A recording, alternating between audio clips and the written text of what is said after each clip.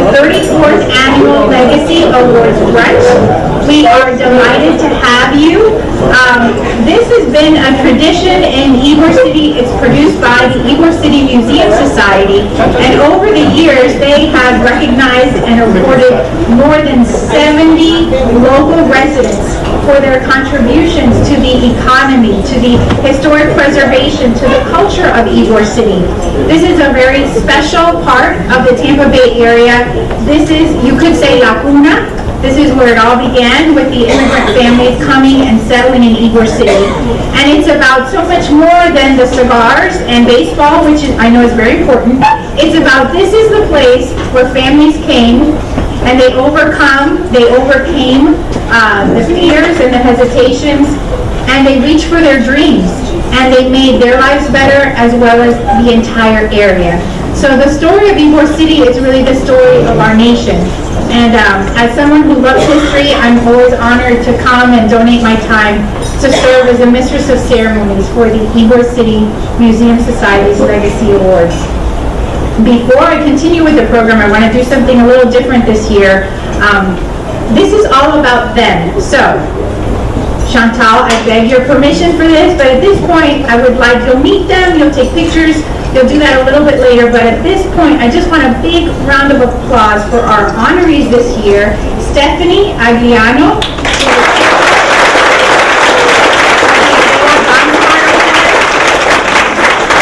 Ariel, Quintela, the recipient of the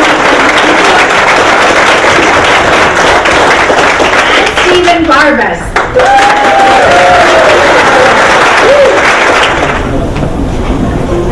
A special thank you to the gentleman who is entertaining us with his musical talents, the cellist, Mr. Austin Hager. The chair of the Ybor City Museum Society Board of Trustees is Mr. Patrick Venable, and he joins us now with some special words. As Lizette said, my name is Patrick Venable. I'm the chairman of the Ybor City Museum Society. Welcome to the 2018 Legacy Awards Banquet. Our organization's mission statement is to preserve, promote, and celebrate the unique cultural heritage of Ybor City and support the Ybor City Museum State Park. Throughout each year, our organization sponsors several events that promote this cause, but this one is the most satisfying. Today, we're afforded the opportunity to recognize 3 individuals for their contributions to this community. And this community is defined by individuals. Thank you for being here today to join us and honoring these recipients. I'd also like to take this moment to recognize some of our distinguished guests this morning or afternoon. We have Councilman Charlie Miranda, Councilman Guido Maniscalco, Judge Rex Barbas, Judge E.J. Salcinas, former City Councilwoman Mary Alvarez, former Hillsborough County Commissioner and Tampa City Councilwoman Rose Ferlita. Before I turn things over, I want to take this opportunity to comment on what an exciting time it is in Ybor City right now. On February 9th, the Tampa Bay Rays announced their plans to relocate the team, not just to Hillsborough County, not just to the city of Tampa, but to Ybor City. That very announcement was made at the Al Lopez House, future home of the Tampa Baseball Museum. The Tampa Baseball Museum is a project we've been working on since 2013, when Al Lopez's childhood home was relocated from 12th Avenue to its current location, across the street from Centennial Park. We're in the final phase of fundraising for the Baseball Museum, which is the construction of the exhibits it will house. We're excited to be so close to making the museum a reality and opening its doors to the public. If you are not already a member of the Museum Society, please consider joining us. And please visit the Tampa Baseball Museum website to learn more about this project and how you can help us reach our goal. We're honored to support the Rays organization, their mission to bring baseball in the Bay Area back to its home. Thank you very much for joining us this morning, and I will get out of the way and let the presentation begin. Thank you very much. Deacon James Gibson he's posted with St. Brendan's Catholic Church in Clearwater. I want to say that he is a hometown hero. In addition to being raised in Tampa, he is a decorated and retired U.S. Navy captain. Please join me. It's an honor to be here to do the invocation and the blessing of the food today. So let us bow our heads and get on with it. God has always watched over those that call upon His name. We are all here today because of the strong faith and the hard work of those that have come before us. We especially acknowledge the members of our families that arrived here in Ybor City, set on building a life of promise. We, their descendants, have endeavored to remember them and retain those things that make this community special and distinct. We honor here today those of us that have performed noteworthy service in that preservation. Even though our families come from various parts of the world, we have assimilated into one community, one family, and we celebrate together. To that end, we ask God to bless this food to our use, that we may be of continued service to each other and this place as witnesses of what can be attained when differing strengths are molded together. We ask the blessing of God on us, those honored here today, our children, this food we are about to partake of in our community, that we may continue to strive for the common good as one people. Amen. Amen. I'd like to recognize the table sponsors. If you haven't noticed, we have a full house, and our table sponsors help to make this happen. Special thanks to Barbas Primer, Barbas Enterprises, Barbas Nunez Sanchez Butler, and Housebean. Whose name am I butchering?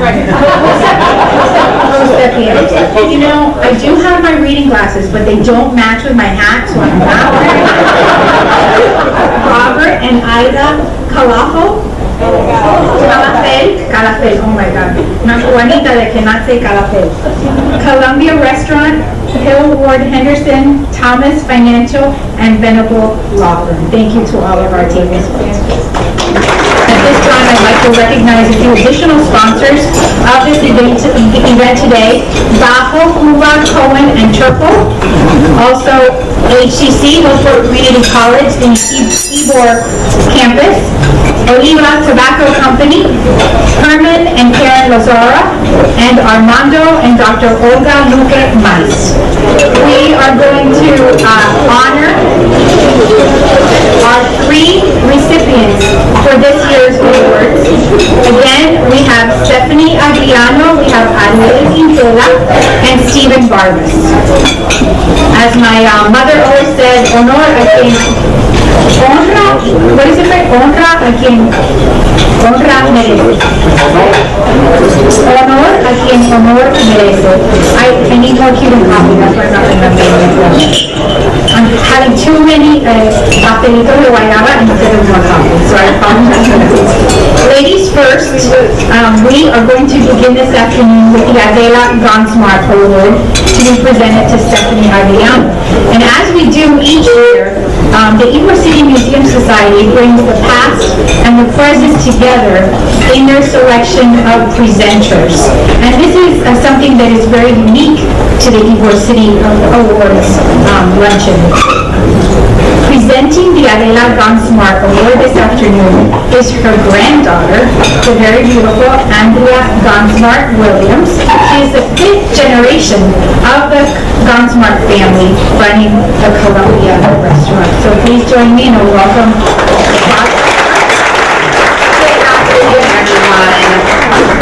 When I walked in today and I saw so many people here, I knew my grandmother is definitely above smiling down. It was her birthday this coming week, so it makes it even more special.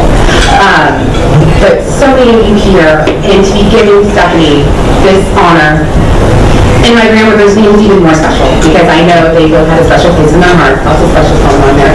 But, you know, our families mirror each other so much. And the fact that we all grew up in Ybor City.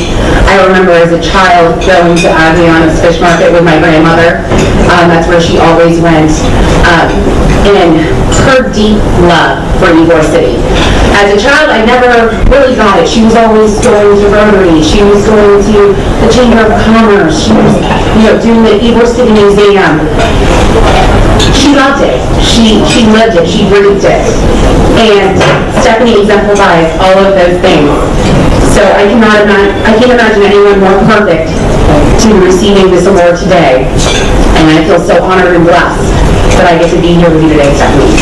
So congratulations.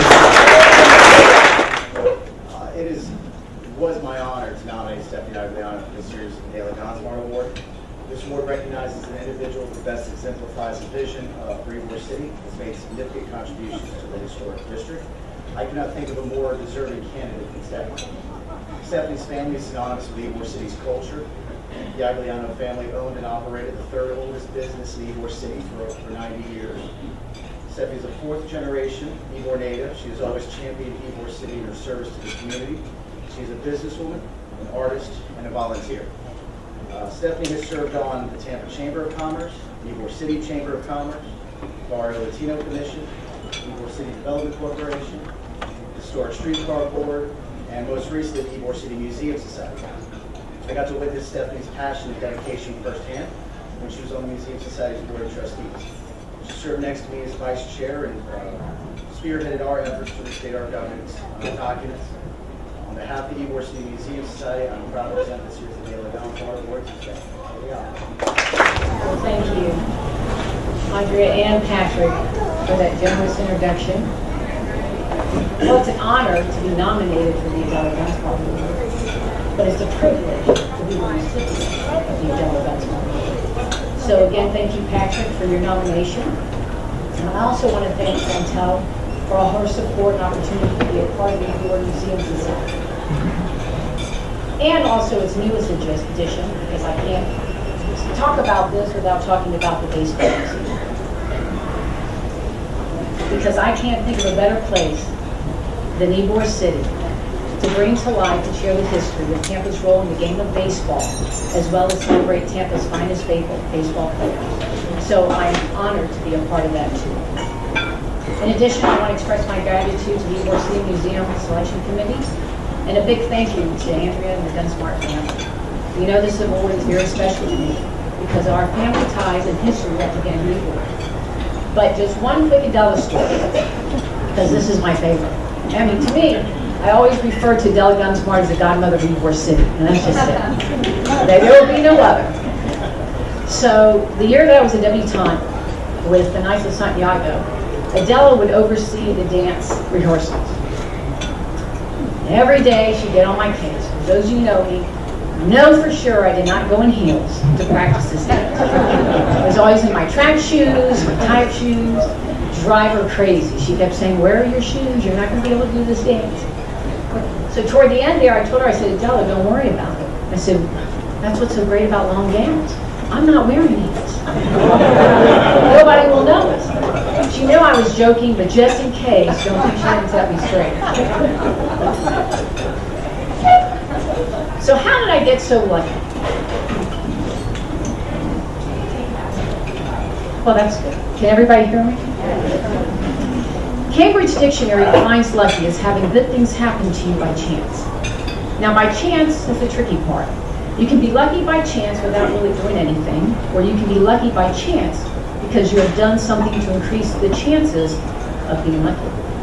I feel I've been blessed to be lucky both ways. By chance, as luck would have it, it was my great-great-grandparents who settled in Ybor City to live the American dream so their children would be better off, and their children's children, and so on and so on. Now, it's pure luck that I was born to Martha and Buster Agliano, who instilled their children the importance of family traditions and our Ybor City heritage that runs deep on both my mom and dad's side of the family.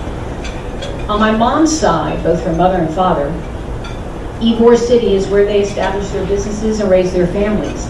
So let's see, there was a pharmacy, there was a dental practice, there was a restaurant, and even my great-grandmother hand-rolled cigars. On my dad's side, it was all about the fish. His family chose Ybor City to establish their seafood business, as Agliano and Sons Fish Company served the community for 90 years. If you want legacy to live on, you have to set a solid foundation. Lucky for me, family had a lot to be thankful and grateful for because of Ybor City. And we still share the histories, the stories, and memories today. I can remember as a little girl, my sister and I would love the summers. We would get up really early, like 5:30 in the morning, in order to take off with my dad I'm not sure how much work we did, but we did go to work during the summers.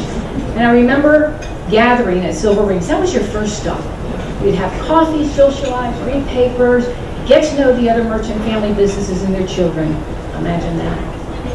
Ybor City was our place, and it felt like it was really an extended family. I consider myself lucky and fortunate to have experienced Ybor City during this time. However, I can also remember the challenging times in Ybor City. Businesses closing their doors, empty streets and sidewalks, and a fear to visit a beautiful historic district that had so much to offer. And through it all, my father never gave up on Ybor City. His loyalty to Ybor as a merchant didn't waver, even through the bad and ugly times. And it was the fishmonger Ybor City that was its great protector. Whether he was calling the media to let them know their story was wrong, that incident did not take place in Ybor City, or welcoming him with open arms and movie set up in his back lot because it was good for Ybor. He always believed that Ybor would thrive once again. Throughout the years, through the eyes of my family's business, and as an active member of various boards, I also experienced Ybor City's up and downs. But I too always believed Ybor City would thrive once again. Do I miss the Ybor City of yesterday? You bet. But I know that Ybor City is a historic district that is not frozen in time. It's a district that will continue to mark and capture significant times throughout the years through its architecture, businesses, restaurants, people who come to live, work, play, and learn. And it's roosters, so leave them alone. Continuing to make Ybor City the unique treasure it is in the flavor of Tampa. And at some point, those significant times and stories will become a part of Ybor City's historic fabric, along with all the other times and stories before. And it'll be the Ybor City Museum Society's mission to make sure those new significant times and stories stay alive in Ybor's past. They say when you're having fun doing something you love, you don't realize all the time, work, and effort you put forth. Today is that proof of that.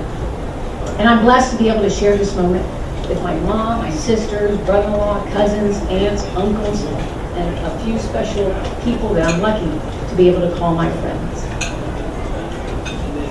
By chance, I was lucky enough to be born into a family that kept the importance of our Ybor City heritage and traditions alive. A family who not only taught me, but demonstrated the importance of giving back, whether it was time, money, talents, to causes you believe in. I believe in Ybor City. And by chance, I was lucky enough to be recognized for my love of Ybor with the Adela Gonzmart Award. And that, my friends, is having a good thing happen to me by chance. Thank you again for this honor and for sharing your Sunday with us.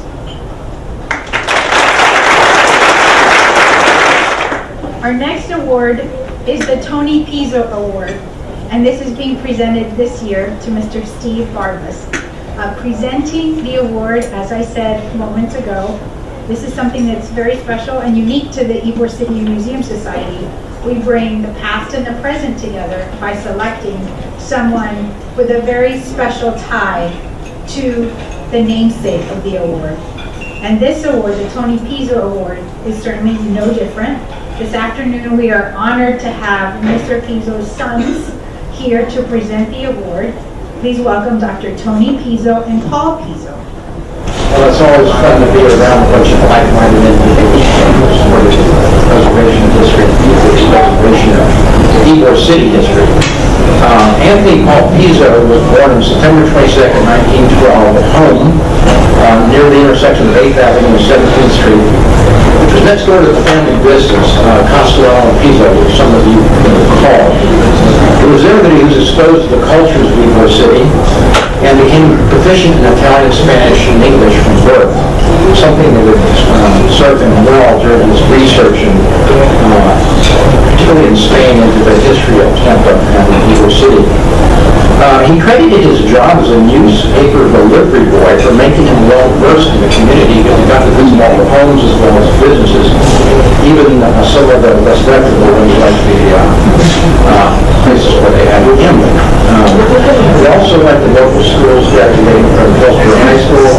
Then there he went for 2 years at the University of Florida, and then transferred to Stetson University, from which he graduated with a degree in history, surprisingly, of course. Following that, he served in the military during World War II, and then returned to Tampa and entered into the business world. He eventually became vice president and general manager of the House of Adela, a wholesaler of imported spirits. He also became quickly involved with the community, particularly the Pan American Commission, which was encouraging trade with Central and South America.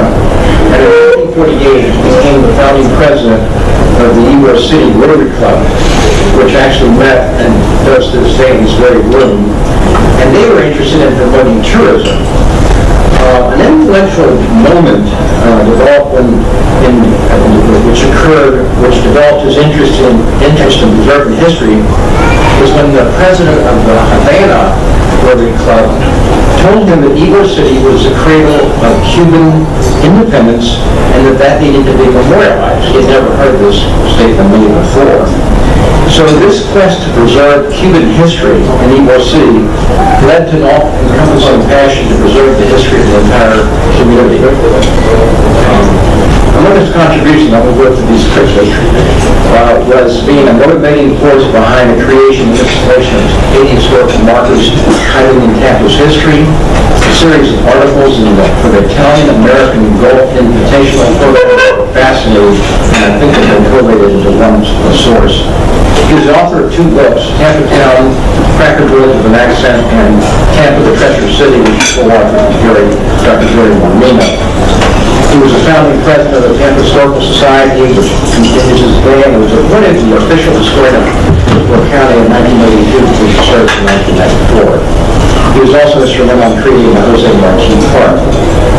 He became very involved with the University of South Florida, eventually teaching courses in campus history there, and co-hosting a 10-part TV series called Tony Pizzo's Tampa, which was he co-hosted with Joyce Hartman and was broadcast on WUSF. He continued over the years to give his collection of photographs, books, articles, thousands of postcards, and other memorabilia, including Jose Marti's hairbrush and a complete set of ivory Lolita balls to the University of South Florida Library, which eventually became the Tony Pizzo Special Collection, which I'm told is one of their favorite sites and gets the most hits on the South Florida website. Among his awards, quickly, the Civitan Citizen of the Year Award in 1956, he was the youngest recipient at that time. He was given awards by the governments of both Italy and Cuba. He received the Liberty Bell Award presented by the Hillsborough County Bar Association, and posthumously he had a bronze statue installed at Centennial Park. The elementary school, which was under construction at the USF, was named after him. And of course, he is the namesake of the Ybor City Museum Society and the Pizzo Legacy Award. To put all this into perspective, I think you have to go back in time to things in context of the 1950s. Ybor City was being pulverized by urban renewal and eventually separated into 2 parts by I-4. The tenor of the time was out of the old, into the new. In counterpoint, Tony was talking about preserving history, documenting history, and preserving the edifices that memorialize that history. Quite a contrast. But I think because of his infectious enthusiasm, his very down-to-earth, very friendly, conversational presentation, I think he finally turned the tide and eventually turned the audience and engaged his audience and got the support of his audiences. After a week of bravely and cheerfully visiting with about 80 of his friends and colleagues, Tony Pizzo passed into Tampa history on the 2nd of January 1994. He was a very youthful 81 years of age. I would like to, on behalf of my brother and myself, Paul, congratulate Steve Barbas, very deserving recipient of the Tony Pizzo Legacy Award. I'd also like to congratulate the other recipients, Ariel and Stephanie, on their well-deserved honors. In conclusion, I'd also like to thank the Ybor City Museum Society for keeping Tony Pizzo legacy. My honor to introduce this year's Pizzo Award winner.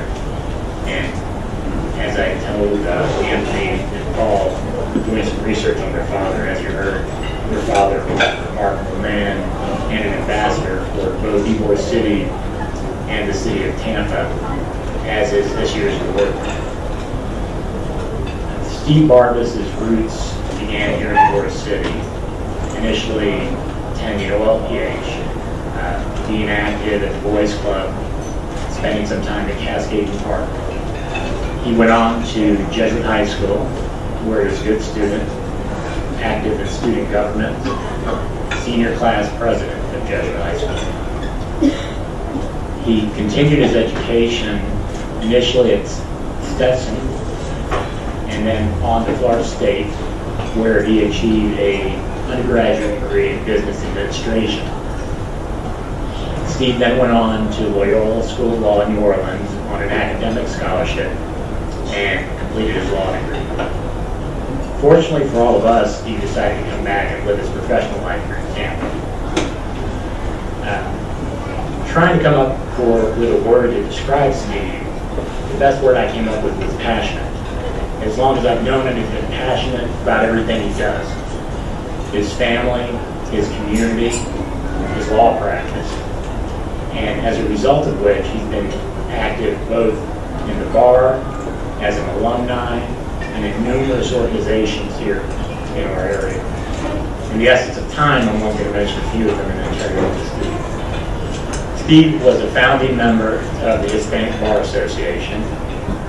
As a result, was a recipient of the E.J. Salsinas Spirit of Tampa Award. Giving back to Loyola, Steve was a member of the President's Council, the Law School Advisory Board, the Board of Trustees, an advocacy group for the less fortunate. Then in 2012, he and Chesy established an endowed scholarship at Loyola. Steve was a recipient of the Loyola St. Ives Award, which is the highest award that it honors to be a law school alumni. Steve has been active at Jesuit High School, the Academy of Holy Names, where he's been both on the board and chairman, as well as numerous other organizations.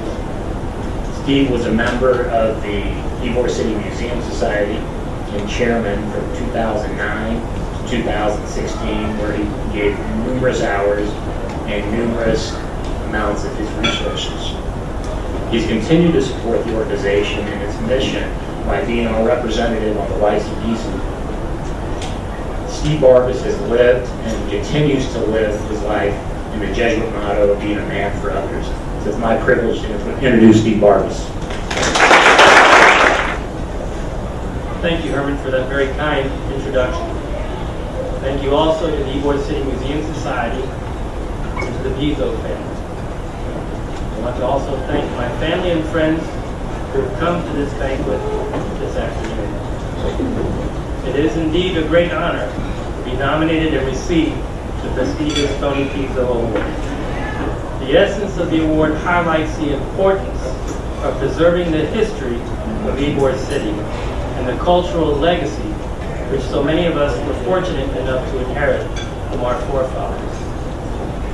Ybor City has been a part of my life since birth. All of my family worked and lived in Ybor City. I was born at a Bien Público Gonzalez clinic, just right down the street, and lived to tell the tale. My early childhood education and religious foundation was here in Ybor City at Our Lady of Perpetual Help. I did attend the Ybor City Boys Club and did learn to swim at Cascadian Park Pool. And like so many others, I left Ybor City. But then something very impactful happened in my life. My parents at the age of 20, along with my aunt and uncle, decided to take us to Spain to see the actual birthplaces where 3 of my 4 grandparents were born. One of my grandparents was from the province of Asturias. The other 2 were from the province of Galicia. We visited the villages they were each born and raised in, seeing firsthand the modest, and I'm using that word very modestly, the modest beginnings they had in villages of less than several hundred people, and how they traveled across the Atlantic to come to a new continent where they did not even speak the language was to me so impressive. To me, it was the epitome of courage. Fast forward some 25 or so years later, I'm a lawyer, happily married to my wife Jessie, 2 wonderful daughters, and my daughter has to make a field trip. She has to make a field trip to this place I'd never even heard of, the Ybor City Museum. I thought, my gosh, they got a museum in Ybor City. I did not know that. And I attended with my daughter and her 5th grade class to the Ybor City Museum. And during the course of the tour, the docent stopped at an exhibit about the mutual aid societies. And I was just awestruck.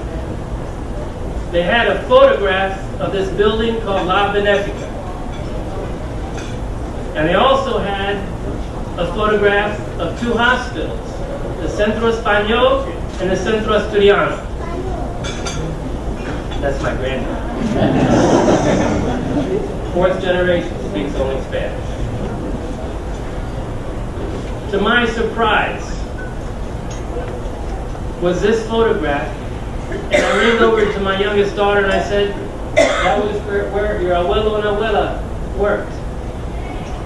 I was filled with such great pride. Mine is not a unique story. I look around this room and I am certain that there are many of us here today who have similar stories about relatives that made a difference in the life of this community we call Ybor City. We are fortunate to have a museum dedicated to the preservation of this unique place, which probably has no other city or community so similar. When I think of the traditions formed in Ybor City from the inception of this great community formed by immigrants, I can't help but think of 3 attributes that were already mentioned earlier today. Those 3 attributes continue to resonate to today. Those attributes were courage, hard work, and responsibility. Courage. A great example of courage was my mom's mother. My mother is here today and will be 92 next month.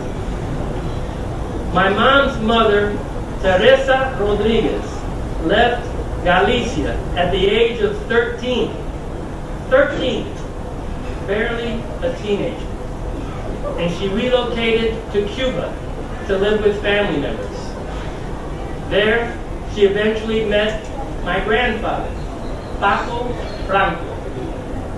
And they emigrated here to Tampa, and then of course, Ybor City, where they worked in the cigar factories for many, many years, until my grandfather and my aunt and uncle started a little grocery store on 7th Avenue called the 4 Roses. But my grandmother never met her younger brother, who was born after she left Spain. My grandmother, though, like so many immigrants, never returned back to Spain. And my grandmother, just like so many immigrants, never forgot the family in Spain.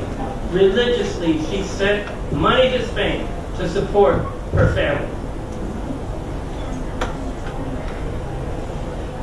Hard work. Whether in the cigar factories or at the local grocery stores or while working as a physician and nurse midwife, my family worked very hard to succeed and create a better life for their children. My aunt and uncle, as I mentioned a moment ago, had that grocery store in Ybor City called the 4 Roses. In actuality, before it was a grocery store, they used to sell chickens and give it to you. Then the invention of refrigerators. They had to do something different, so they started this grocery store. But my aunt and uncle, for 40 years, had this grocery store on 7th Avenue, 7 days a week. It was open until the day they retired. Talk about hard work. My grandparents on my father's side, Carlos Barbas and Delia Barbas, not only worked at La Benefica Clinic, they lived in La Benefica Clinic. My father was raised in La Benefica Clinic. My grandmother and grandfather from 9 until noon saw about 30 to 40 patients every morning. From 12 until 1 o'clock, my brothers and I would go with my grandfather to make house calls to different people who did not have the wherewithal to come to the clinic or to give them injections of insulin. He would come home after making the house calls, have his lunch, and then, typical Spaniard, took his siesta. And then at 2 o'clock, he would then go back, see more patients, from about 2 o'clock till 6 o'clock in the afternoon. You would think that would be the end of the day. It wasn't. Downstairs on the first floor, there was a buzzer that in the event anybody had a medical emergency, they could hit that buzzer. And my grandmother and grandfather would take care of them at night. So their job was never ending. They did that for 40 years. That is hard work. And last, responsibility. There was this huge sense of responsibility of the original settlers of Ybor City to lay a foundation for the success of their children. It was not about making money. It was about making sure that those who came after had better opportunities and better lives. That's why we're all here today. But my point is, they came here with so little, yet they accomplished so much. I accept this award with great humility, not because of the honor bestowed on me, but because what I have personally attempted to do in preserving the history of Ybor City pales in comparison to those who came before me and did with so little and accomplished so much. In closing, if I played just a small role by my involvement and service in preserving the history of Ybor City, it is I who owe the Ybor City Museum Society a debt of gratitude for giving me this great opportunity, this opportunity that had such an impact on my life. I want to thank you. Thank you very, very much. At this point, we would like to present the third and final award for this year, Vicente Martinez-Ybor Award. And this is being presented this morning to Ariel Quintela. As we've done with the first two, we will do again, bringing the past and the present together. Presenting the Vicente Martinez-Ybor Award is his great-grandson, Rafael. He is a retired international banker, the Doctor Emeritus of the Ybor City Museum Society, and a very special friend of my father, my late father, and someone who is really an ambassador to Ybor City everywhere he goes. It's just, he's a very special human being. So please join me in welcoming to the podium Mr. Rafael Ybor.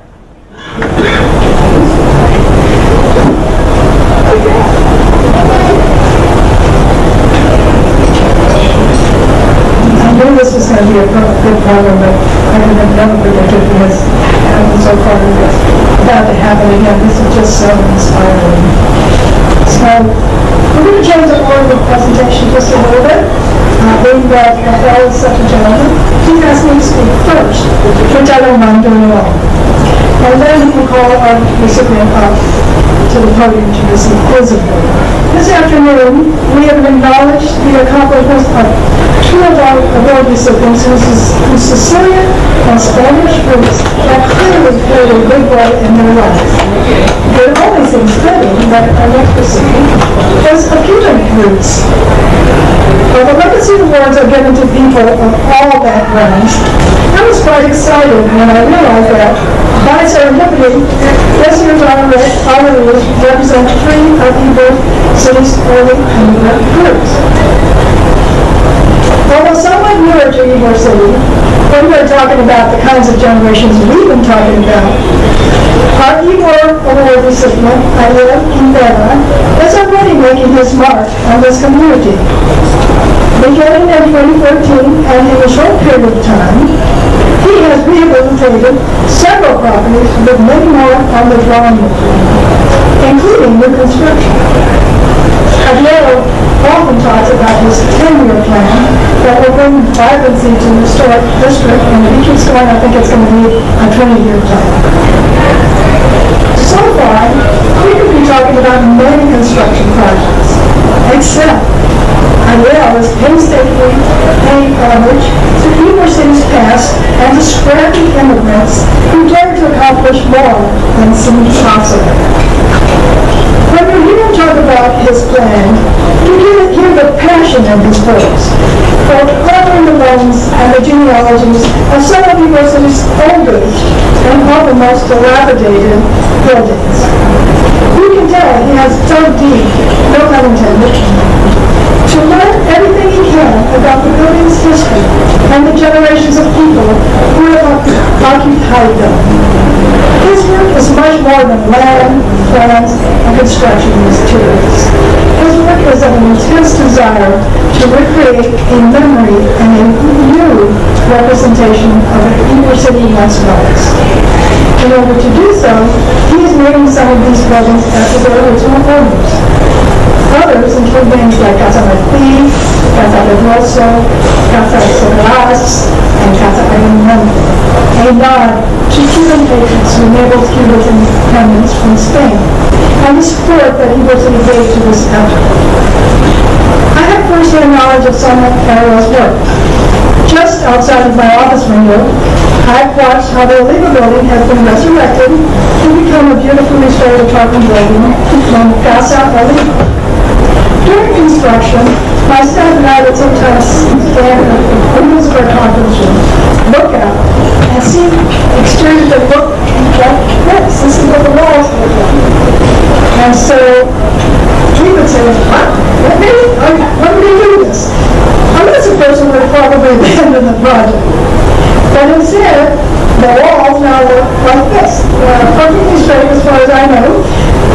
And Ariel has done so much to create this building, the original elements and materials selected for their authenticity, and soon it will come to life. Ariel is a very humble person, so I best stop bragging about him and turn the microphone over to Martinez-Ybor, my good friend. First, I'd like to say something about Vicente.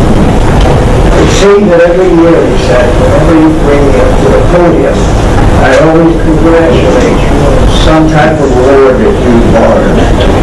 In March of this year, Vicente and 4 other ladies were honored by the Girl Scouts of West Central Florida with the prestigious Woman of Distinction Annual Award.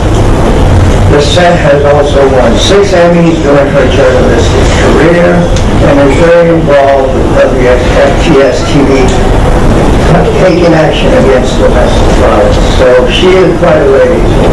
Thank you.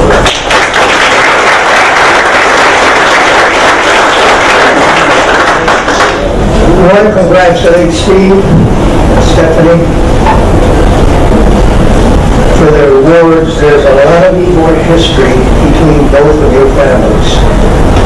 I also want to thank the Ybor Museum Society for honoring these 3 icons, Tony Pizzo, dear friend, Adela Gonzmart, dear lady friend, and Vicente Martinez-Ybor, the Yearly Legacy Awards. I've had the pleasure of presenting this award for almost 29 years. And I always try to say a few words about my great-grandfather, a lot been written about him and a lot been said. So what I'll try to do is kind of go back to his early life. And today's word is, let's say, visionary. Vicente Martinez-Ybor was a visionary from a very young age. He was born on September the 7th, 1818. This year will be 200 years of his birth. He was born in Alzafar, a municipality of Valencia, Spain. His father was Antonio Martinez and his mother, Martinez-Ybor. He loved his mother very much. And yes, it's spelled with an I in Spain. She was from an aristocratic and prominent family dating back to the Moorish German domination of Spain. He had two sisters, Maria de la Asunción and Maria Teresa. Vicente was an inquisitive young man and would often ask his father about Cuba, the Spanish colony located in the Americas, that he had visions of going there someday. This vision became a reality in 1832.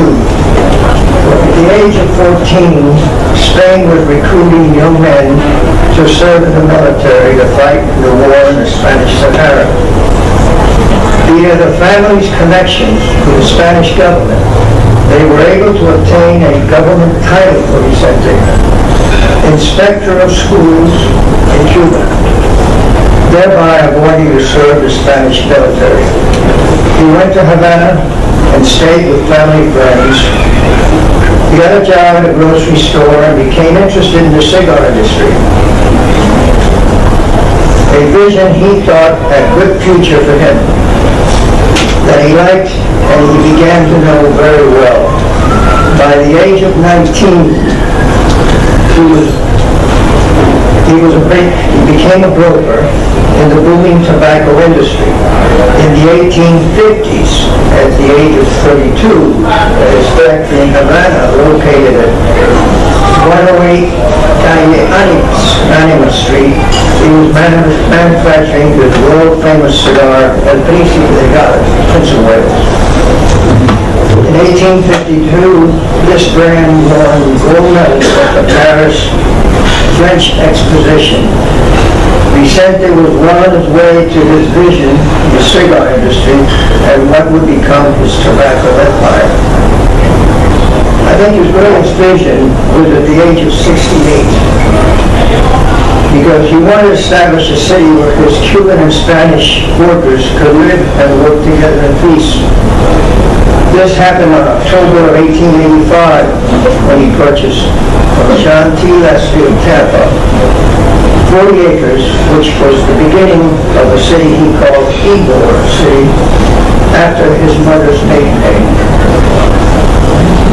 In between the age of 32 that I mentioned and 68 when he came to Tampa, there were many other visions of Vicente Martinez-Ybor. But in essence of time, I have footnoted what I thought would be of interest in his early life. Having said that, it brings me to today's visionary, recipient of the Vicente Martinez-Ybor Award. I met Ariel about 2 years ago at a luncheon. We sat next to each other, and he explained the plans that he had for Ybor City. Restoration of historical buildings, new construction in Ybor City. But what I liked most of all, the concept that he had, was that the restored buildings and the new construction would be named after Cuban patriots that had been involved in the Cuban War of Independence from Spain. We must remember, I think it was just mentioned here a while ago by one of the Pizzo brothers, remember that Ybor City was known as the cradle of the Cuban liberty. In Ybor City on November of 1891, Jose Marti drafted the resolution to become the Partido Revolucionario Cubano, the Cuban Revolutionary Party. There's an historical marker on 7th and 13th depicting the story. The site of the first, by the way, the site of the first Vicente Martinez-Ybor factory, wood factory, which when Ybor Square was built, he donated it to his workers. and they called it a Liceo One. So Ariel, I thank you for keeping the legacy of Ybor City's 1890s alive. So please join me in welcoming this year's recipient of Vicente Martinez-Ybor, Ariel J.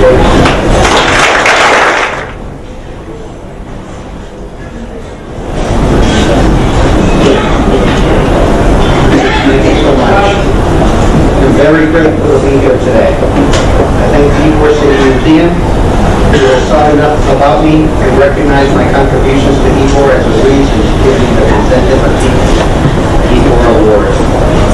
I also want to first be the first to congratulate my two friends, Anthony and Stephen, for the recipients of the award. They both come profoundly with strong roots here in Ybor. And I also want to thank my parents, my beautiful wife Wilma, and my daughter Adela. My parents were the hardest workers I know. They instilled in me, they had two words while I was growing up, was echa pa'lante and acción. And I hear those words every day of my life, which means push forward and action. And so we were brought up a certain way, so we have this inherent push and drive, and we know where that comes from. I know this award is given to those who have vision, belief, and contribute to the growth of Ybor City. It's a great honor. Thank you for recognizing my work as a contribution to Ybor City. And I want to thank my friend Rafael Martinez-Ybor for his nomination and his sincere friendship that is a source of inspiration and knowledge. For me, this is more important than I could even express. I am proud to know that I have been able to do something for Ybor City, and no doubt that I will continue doing so. I cannot even begin to fathom how Vicente Martinez-Ybor and his partner, Gonzmart, created this beautiful city. Imagine from the purchase of the first 40 acres, and an additional 50 acres, and then an additional 100 acres to create the city. They did it with the help of their friend, Gutierrez, who came from New York City. They started by clearing out the land and taking out the trees which made wood abundant for their construction. They cleared the land, having to deal with the alligators, with the wildlife, with the mosquitoes, with the heat, something that we don't have to worry about today. Finally, they built the roads. Gutierrez was a civil engineer and a surveyor. He was responsible for bringing Vicente Martinez-Ybor to Tampa and for designing Ybor City. And since he was from New York, he designed our cities with avenues and streets.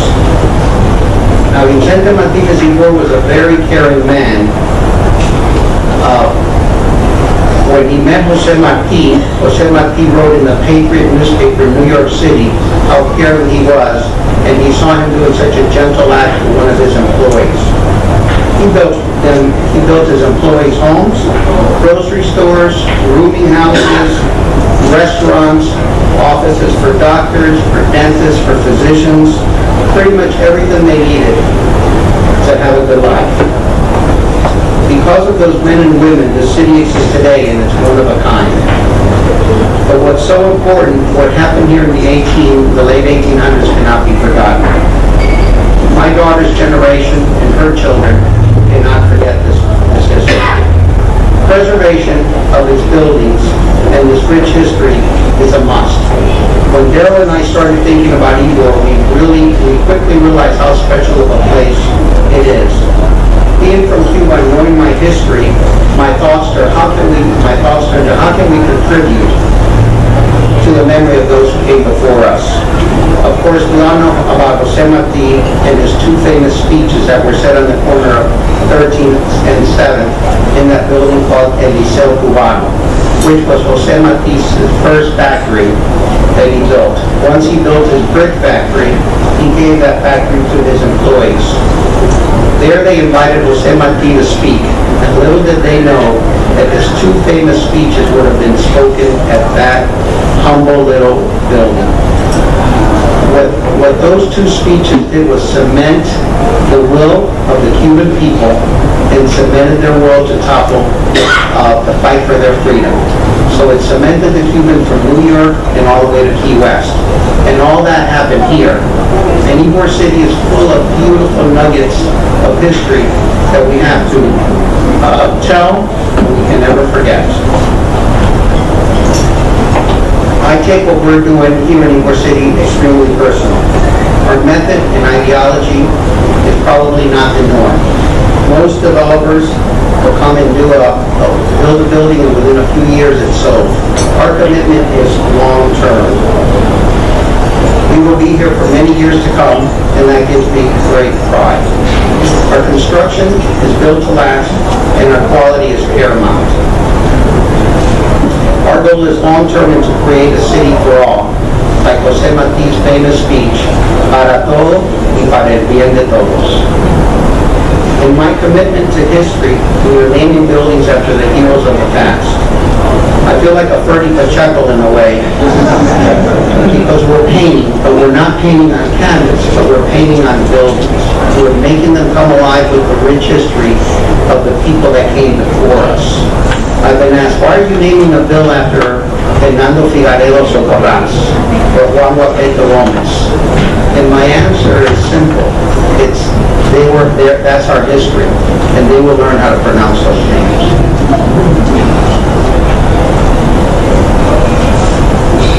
We can never forget the heroes of the past, and we cannot forget the heroes of the present. And so many heroes of the present are here today. It's a commitment for me to continue contributing my efforts, my ideas, to maintain the daily growth of Ybor City, preserve its history, and keep our heritage alive.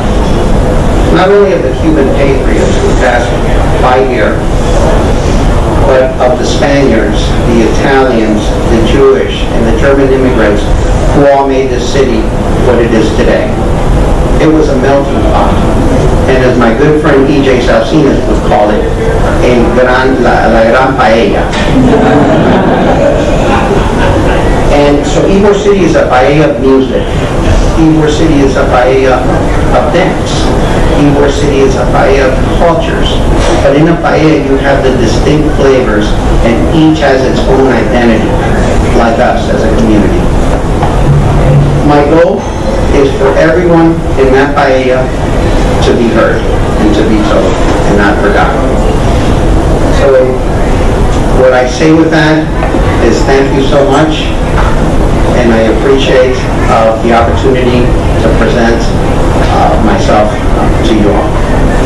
Again, I want to thank the Ybor City Museum Society, and especially my friend, a man who we know and has done so much for the city, a real McCoy, a hero, someone that we will think about always. And I'd like to have you all stand and give them a very warm round of applause for my friend Rafael Martinez-Ybor.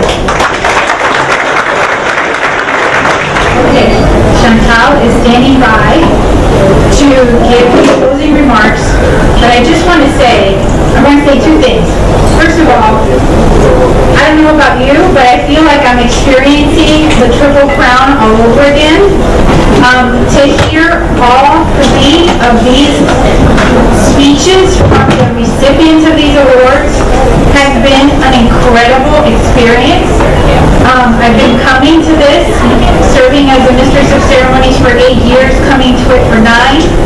And we have been, we just had such a treat today because each speech was as special as the one before it. And so I want to thank the Ybor City Museum Society for bringing all of these wonderful people together, because the words and the speeches that we've received today have truly been a gift. And then I just want to end with this. As you know, we have so many different generations in the room, and so, you know, Vicente Martinez-Ybor may sound like, oh gosh, you know, it's so far away, but I just want to say, Ariel Quintela is talking about the projects that he's working on now and what he's doing. The other development magnet would have been Walt Disney. You know, what Walt Disney did in 1955 and what he did in 1965 when he started the development of the amusement park. And wow, what if, people were so excited, what is that? But think of 1955, think of 1885, when this guy by the name of Vicente Martinez-Ybor started buying land with this vision of creating a new city where people of different ethnic backgrounds could come and work and live and love together. During the Jim Crow times, the Jim Crow law, when blacks and whites could not go to the same club, the Martinez-Ybor Club had members who were of white and black heritage, and they were coming together. Just so many wonderful, beautiful stories. Pedrosa, who I learned from Judge Salcines, the woman who protected Jose Martin when he came and they tried to poison him, and so he stayed at their home after that poisoning. And they were cigar rollers. Imagine, Jose Martin spoke, I don't know how many languages, I think it was 5, a journalist all over the world, he traveled, and yet the cigar roller and her husband would have him stay at their home. When else in 1800s would that have happened? These people were visionary. They were ahead of their time. They were like Renaissance people. Like aliens landed and they put them all in Ybor City and they just made magic. So I know I'm a little emotional, but honestly, those 3 speeches, starting with yours, Stephanie, have just inspired me. And they should inspire you to go home, talk to your kids, your grandkids, tell them your story. Because if you don't, it's going to be lost. And it's up to us to share those stories with each other and to support organizations like the Ybor City Museum Society who do the historic preservation. That doesn't happen for free. That takes money. And each of you, by being here, are helping to fund that historic preservation. So I don't think I can top anything that's been said, so what I'd like to very much do is, first of all, let's give a standing ovation to our Jordan Board constituents.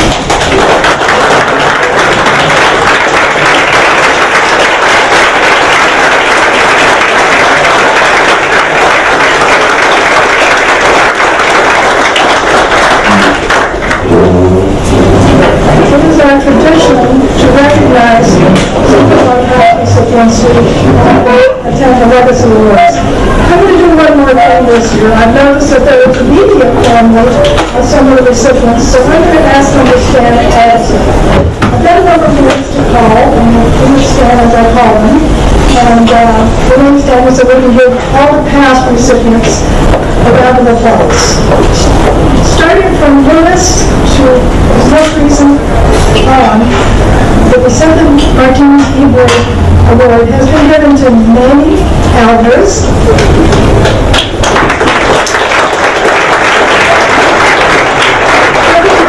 Photo, whose daughter will be introducing her because she's gotten her own award.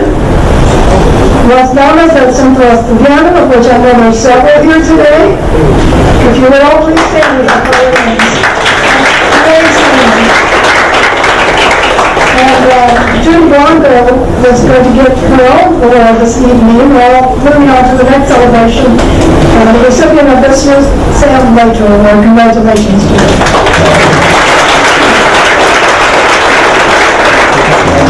And we have also Mary Alvarez, who received the Human Award.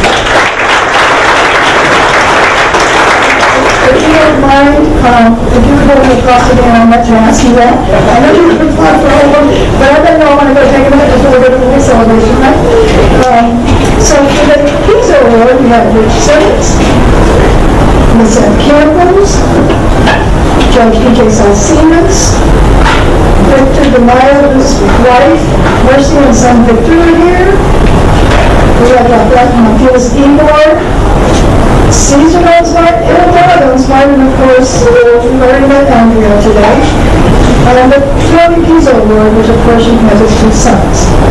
And for the Adela Gonzmart Award, we have Brenda Thrower and Angela Verdantes Culture. So if you all would give a round of applause.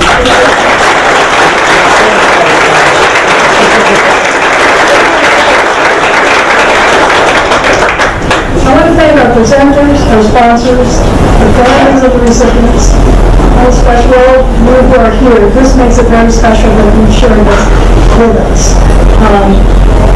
I also also want to reiterate that the Agliano did a great job with the food. I certainly enjoyed it, and thank you, Andrea, for that. I'd like to ask the recipients, the presenters, any past recipients who would like to have their photograph taken, to stay around for a few minutes and come up to the front. We'll take a quick photo, and then we'll away. Thank you again. Have a great afternoon.